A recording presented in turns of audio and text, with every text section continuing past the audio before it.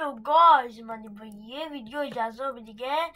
اما با چی؟ بله، با ماینکرافت. ما اومدیم تو این ویدیو انواع تبرها رو براتون تست کنیم. قبل از اینکه بریم سراغ ویدیو، لایک، کامنت، سابسکرایب فراموش نشه. از این بعد ویدیوهای بیشتری براتون میذارم.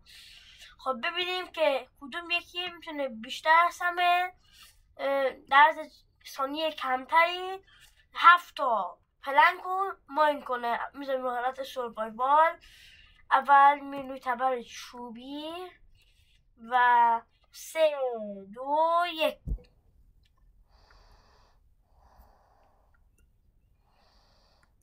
تا الان 7 ثانیه شده.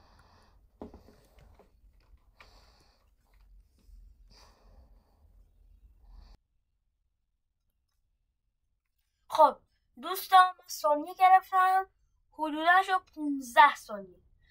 پس ما نتیجه میگیریم 8 تا چوب بود دوستان. 8 تا چوب بود. 8 تا چوب این چند ثانیه میکنم. 8 تا چوب بود در از 15 ثانیه بر ما اینو کندش. خب 15 که نه، بین 15 تا 16. حالا میریم سراغ تبر سنگی. 3 2 1.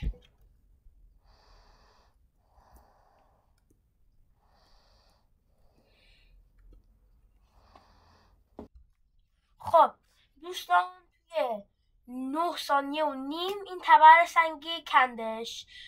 بریم سراغ تبر مسی. میریم روی تبر مسی. این تبر جدیدترین تبر ماینکرافته که تازگی ها به ماینکرافت اضافه شده. 3 2 1.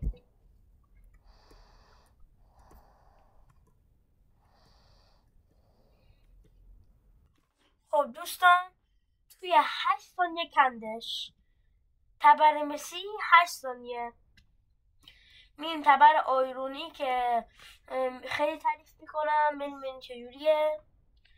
باشین. 3 2 1.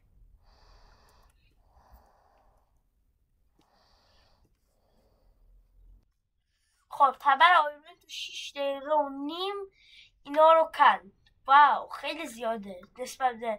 پس نتیجه میگیم تبر آیرونی فعلا از همه برتره. تبر گولد یا همون طلایی. 3 2 1.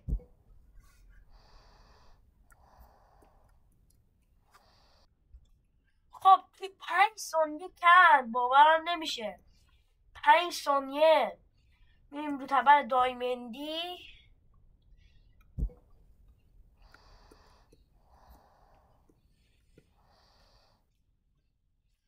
اینم توی 5 ثانیه. واقعا تبر دایمندی با طلای فرقی نداره. برو بابا، اصلا نیازت نداره. اینم تبر نظرایتی. بریم ببینیم چجوریه. با بهترین سنگ بازی قراره امتحان کنیم. بریم.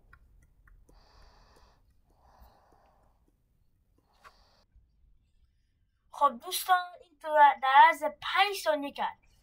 خب خوبه، ولی نسبت به تبر طلایی 1 ثانیه فرق کنه به نظرم خیلی کمه.